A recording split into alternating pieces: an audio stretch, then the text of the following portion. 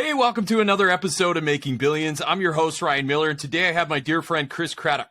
Chris is the principal investor of Redux Group and eXp Realty. This guy runs a massive real estate brokerage that specializes in education, wholesaling, and flipping properties. He's done so good at this, he's netted over $200 million in deals last year and is on track to do even more than that. I won't steal your thunder, Chris, but we'll get into it. So what this means is Chris is about to drop a huge bomb of wisdom and walk through what it takes to move your profits from wherever you're at into the level that he operates in. He's going to bring all that to us today. We'll see how much I could get out of him, but this is a really exciting thing. So Chris, welcome to the show, man.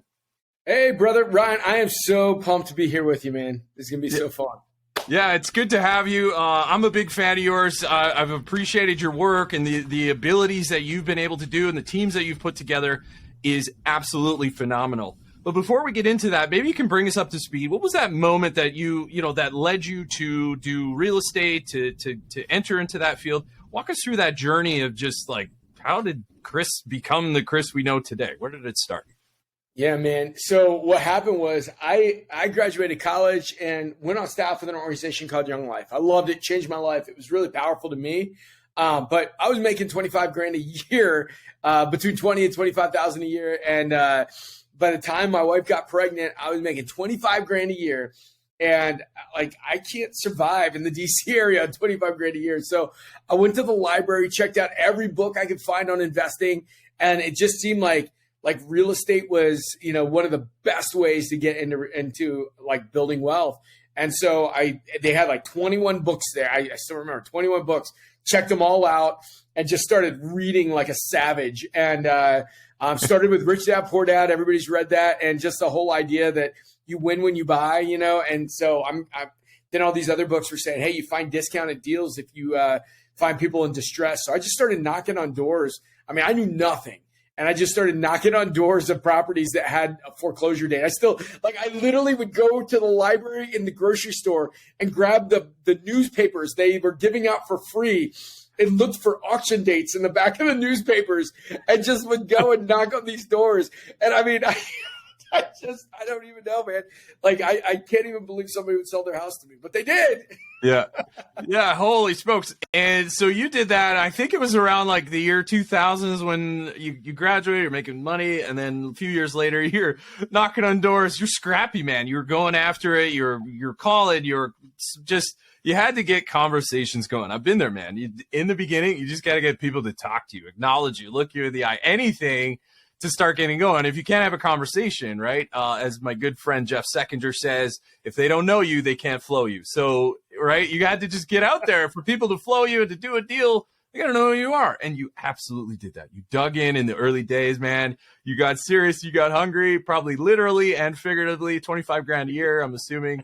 You were a little hungry there, and you found something. Yeah, you found another gear, right? You had a kid on the way.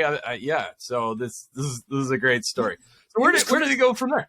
It was crazy. In 4 months, I made 12 times what I made in a year. And so I used that money to buy the house that we moved into and lived in. I mean, actually, I've got my last week, although I'm here in Vegas at a conference right now, but I've got my last week in that house. We're moving into another place. I'm going to keep it as a rental. It's almost paid off. Ended up continued doing ministry for many, many years. And then when all that money started running out, because I've got 6 kids, so anybody with kids knows it means the money disappears fast. And so that money started running out. And I was doing everything to make a couple bucks, right? Like, I even tried to sell my blood for $300 to NIH to buy Christmas presents for my family. And so it was like, what am I doing? And so I got back into real estate, started flipping houses again. One thing led to another. I got my real estate license to get commissions on short sales I was flipping. And somehow I read a book that, like Gary Keller's Millionaire Real Estate Agent book, that was like, okay, now here's a path, a color by numbers path to being able to net, not just gross. And there's a massive number, a massive issue where people talk about gross versus net, but like take home over $1 million a year by building a real estate team. And so we started that path. It took me December 2014 was when we opened the doors there Took us 3 years to get to gross $1 million or to net $1 million. Took 2 years to gross $1 million, 3 years to net $1 million. And then from that, we've opened up, we've got 13 different streams of income. A number of them are 7-figure, like title, mortgage, hard money, just a number, insurance, construction, all these different streams. And so that's what we're doing now. And running hard. My team will do between 250 and 300 million in volume this year, this calendar year. And that's what we're doing, brother. That's where I'm at. 300 million this year. Look at you, bro. That's awesome. That's phenomenal growth. You should be very proud that I know a lot of our fans around the world are invested in real estate, private equity deals in the real estate sector. So you are certainly holding up your light to be a good example of many of those who aspire to be there. So my understanding is during this time, as you're starting to kick some serious butt, you're doing really well in this sector. You had this idea to say, what do these other investors or brokerages do with, I'm air quoting here, dead leads? Right. This is something I've never heard anybody else do before. Obviously, I know what dead leads are, but I've never heard anyone in your sector do that. Maybe you can walk us through about those early days when you're super scrappy and you're calling these, or you're getting dead leads, and then you're finding success. Maybe walk us through that special moment. Yeah, no, I mean, the crazy thing is I had a mentor say to me, I went from 1 year to the next where I worked so much harder and I only got a few extra deals. And so a mentor said to me, you've got to find relationships that doesn't bring just one more deal, but brings 5 more deals, 10 more deals, 50 more deals, 100 more deals. And so I started thinking about it. I'm like, what do I know? And in the retail space, I know investment and I know construction, right? And so I thought about it. I'm like, I can go to builders, but even more than that, these wholesalers, these fix and flippers, they're paying tens of thousands, if not hundreds of thousands of dollars for people that want to sell their houses at a discount. Well, just logic will tell us that if you get 20 people that say, hey, I want to sell my house in the next 6 months, only a couple of those people are going to take a massive discount. The rest of them are going to sell, but they're not going to sell at a discount. So somebody is going to get paid. It's just not these investors. So I was like, man, if I can create a system that like clockwork helps me get paid, helps them get paid, you find the win-win, you solve like the seller's problem, the wholesaler or investor's problem, and my problem, man, the people that make the most money are the people that solve the most problems. And so boom, let's solve this problem and make a ton of money doing it. That's awesome. So would you say that was the moment where you really had liftoff and you started to ascend into like, this is a really good, I'm onto something here? Was it those dead leads and that mentor that really pivoted you to really scale? Absolutely. I mean, we doubled and then tripled, from that because, listings my joke is in the retail space, listings make babies, right? Like they, buyers call on listings, neighbors call, all the other stuff. And it was about the time that we still started growing on that I really learned how to scale and get myself so that I was not in the day-to-day and learned to go from in the business to on the business. I tried to get out of like the day-to-day too early and I lost a bunch of money and then I got back in, and the crazy thing is that like I ended up getting like these 6 books that literally just blew my mind in learning how to scale. And I read them and reread them in a year. And like I treated it like a Bible, just kept reading it. And then all of a sudden, man, my eyes just were opened to seeing like, if you can create a clockwork system that feeds your people, that they can go out and do that, then all of a sudden my clients become my agents, become my team members, my salespeople and my staff. And then their clients become the clients. And at that point, man, you just see leverage at a level that you just couldn't do. There's not enough time in the day to just create more opportunities if I'm the one meeting with the actual seller. Yeah, I love it. And I love your energy about it too. I could tell there's a lot of passion coming through your voice, man. That's passion of somebody that's doing $300 million of deals, I would say, among many other things. So I want to pivot just for a minute. So we talked about the ascension and just that grind and how you made it. Let's talk about today. Now, in the early part of this episode, I talked about that you had. So there was some education component, flipping, wholesaling. Talk about the education component. Do you teach? Is that open to the public? Can people sign up and learn from you? Or, walk us through currently your empire and what do you got going on today? Yeah, chriscraddock.com is where you can find all the information about that. But yeah, so I started a coaching business where I was helping people learn how to monetize these leads, both the investor side who were just throwing away these leads, and then also the agents who need to know how. They can't walk in and just everybody's brother's uncle is a termite guy and a real estate agent, right? You can't walk in and just say, hey, let me sell your house. It doesn't work like that. They're going to find like some random family member's uncle that will sell the house for them. So you have to have a compelling reason. And one of the things I learned, it's all about marketing, right? Like this was one of the things that just was a massive shift for me. So have you ever done a P90X, or you've heard of P90X, right? I wouldn't say I graduated, but I've tried it. Yes. Many years ago. Yeah. Well, I was told this story about P90X that just blew my mind. Yeah. So they started, like Tony Horton started P90X, was putting it out there, and it was a failed product. Nobody was buying it. Well, then somebody came up with the idea of calling it muscle confusion. Right. And muscle confusion was this like, oh my gosh, muscle confusion. But everybody knows that. Like if you're going to work out, you chest and tries and back and buys the next day, right? You do different exercises and you focus on different muscle groups. It's all muscle confusion, right? Yeah. That's what it is. But they came up with a snazzy name that sounded cool and everybody's like, oh, I want that, Yeah. And so then it went from almost flunking and like being an obsolete, jazzercise to becoming the number one product in the world.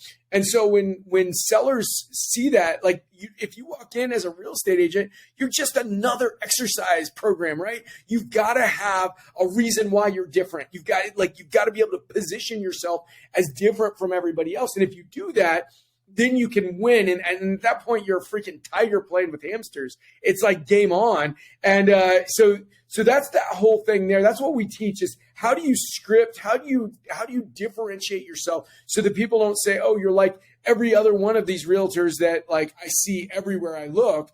And, how do I, and why is this important to me? And so we teach that program. We teach the scripting and dialogues behind it so that people can come in and do that. And then the cool thing is with EXP, EXP pays us to help people become successful. So I used to charge $6,500 a pop for my program. And it was a bunch of video modules and then some group coaching for about 6 months, once a week. And, when I came over to EXP, I was like, you know what? I love the idea of giving this away for free to everybody that I get to be in relationship with. And then I make money when they're successful. And so I just love that, just the incentivization of helping people be successful. Because I love coaching. And the only thing I love coaching more than coaching is, the fact that I get paid when my people are successful. So I'm like, dang, how cool is that? Yeah, that's absolutely incredible, man. And good for you. You're saying free, but when you said it was like $6,000 or whatever, I was like, oh, that's a pretty good deal. And then you're like, then I gave it away for free. Yeah. Like dude, this is awesome. Like basically like, as the joke goes with the mafia, you make them an offer they can't refuse. So yeah. So it's hard. You'd feel stupid rejecting that offer. So you get these courses, working through your enterprise, they can learn from you and how you've been able to go from making $25,000 a year to now putting on the books about 300 million a year is what you're looking at. And a lot of the lessons, right? It wasn't just you the whole time. You learned how to build a team, you learned how to market, you learned all of these skills that came along the way. And now people can learn from you on how you scaled it. Would you say that's a fair assumption? Yeah, absolutely. Awesome. So let's pivot. I'm really curious as we round third base on this discussion, Matt. I'm super into this. I feel like you and I are going to keep talking even after the show, but as we continue and round third base and really take this home, I'm wondering if you have any advice or things from these lessons from your course. Maybe you can summarize in like 3 or 4 different points just for our audience around the world to say, hey, man, like looking back, let me simplify some of the key things that can really aid you just like they've aided me, what would you say that some of those 3 or 4 items would be? Yeah. So one would be a bias for action, right? Like that's just a massive, massive key there. Like so many people want to spend like they treat education as a hobby, but they don't do anything about it. Well, I'll tell you what, like that is the difference between winners and losers. Winners think about acting, winners actually get out there and do something about it. Right. Yeah. So bias for action. I just finished reading General Mattis's book, Call Sign Chaos, which is so good if you've never read it. But what I loved about it is he was so well educated and like just made things happen. And so, that's why he was our defense secretary. So the next thing is massive imperfect action, right? Like that's just the whole deal is, progress, not perfection. You've got to just go. There's a movie, Ender's Game. It was a book and then a movie. And at the very end of it, the child pilot was going out to save the world. And the mom says, but is he ready? Is he ready? And the Harrison Ford character in the movie was like, we're never ready. He goes when he's ready enough. Right. And that's like kind of the whole idea behind it is like, when are we ready enough? Like just get stuff going. And then the last thing is, your business and your life will grow to the extent you grow, right? Like 100%. And so for me, I'm a Christian guy, so I give, a portion of everything I make to organizations I care about. The second thing is, I give 10% or I take 10% of my income and spend it on on coaching, consulting, like having people speak into my life, masterminds, places where I can get in with other people that are going to help me see the world in a different way, in a bigger way, in a better way. And so like by spending, honestly, 10% of your income needs to go to that. So I spend over 6 figures every year on masterminds, on coaches, on events, conferences like this, that I'm at right now. So I'm spending that money to make sure that I'm leveling up and not seeing the world the same way that I did. My business partner in the title company, he's at a conference right now in San Diego, which I'll tell you what, Vegas is nice, but man, I wanted to trade with him right away. And I talked to him this morning and he was like, Chris, I met with these guys that are doing massive business. And he like listed all these things that he just sees the world differently from just that one breakfast he had with these guys this morning. And I'm like, man, like that's just it. The people you hang with will absolutely dictate the future that you have. Yeah, that's phenomenal. And on the show, I preach it, especially to my students or clients that ask my unqualified advice or call whatever you think. But he said, look, like you're going to have a plan to do a lot of stuff, but the 2 most valuable assets under your possession, I call R&R. It's your reputation and your relationships. You optimize those 2 things and money and deal flow will come to you, right? You will get lit up. So just like your partner and like you, but your partner to his comment earlier was like, hey man, like I'm hanging out with these guys. Holy crap. Like just talking to them and I'm building this relationship. And even I'm thinking differently just by having breakfast with these guys. I can't even imagine if I actually hung out and broke down with these guys, how my life and our business together will grow just by a result of improving our reputation and relationships with the right people. Now money and deals and even perspectives can start to come that didn't exist before. That is absolutely beautiful. So I love those things. Now, as we wrap things up, just final note, is there anything else that you would like our fans around the world to know, like anywhere to go? You mentioned chriscraddock.com. Anything else that you'd like to leave us before we wrap it up? Yeah. So, I mean, if you are a real estate agent and an investor, I've got a podcast. The average podcast listener listens to 7 podcasts. I'd love to be one of your 7. Keep listening here, but let me be one of the other 7. So it's called Uncommon Real Estate. Anywhere you find podcasts, we're out there.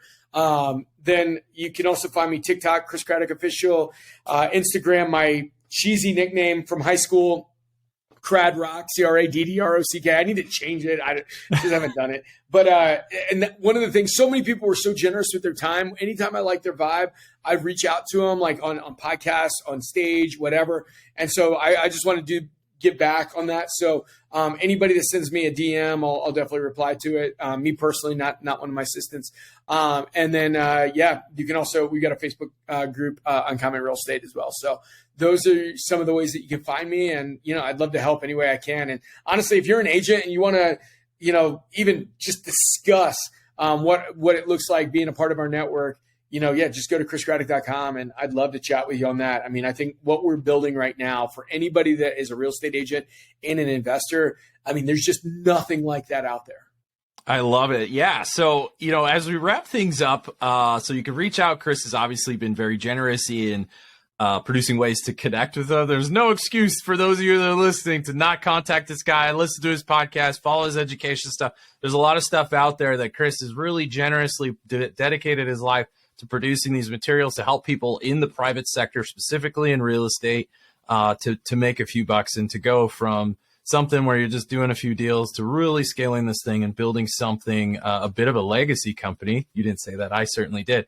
So as we wrap it up, just final thoughts, following Chris, have a bias towards action, right? Like the general that you were talking about, reading his book, just making things happen. Learn to just say, no matter what, no matter how imperfect or perfect or whatever, that doesn't matter. Execution matters. The second thing is invest. A good habit that you've adopted that you would say led to your success. Invest 10% of your revenue in self-development and just leveling up your own skills, your energy level, whether it's mental, physical, emotional, spiritual, whatever that is, invest in it. And I think our friend Grant Cardone said the reason why you don't have time and money is because you're not investing your time or money. And so learn to invest your time and your money, just like you've done, I've done, and so many other people who've, achieved what they have. We all believe that investing in yourself, in your knowledge, is a wonderful way to level up. And finally, just get started. Don't worry about perfection. Progression beats perfection. We say that in my family. You said it here. I think a lot of us have that sentiment to say, look, if you're waiting for the perfect moment, you're going to be waiting. You're going to be waiting until the end is nigh. So just get out there, have a bias towards action, invest in yourself, keep leveling up, and you too will be well on your way in your pursuit of making billions.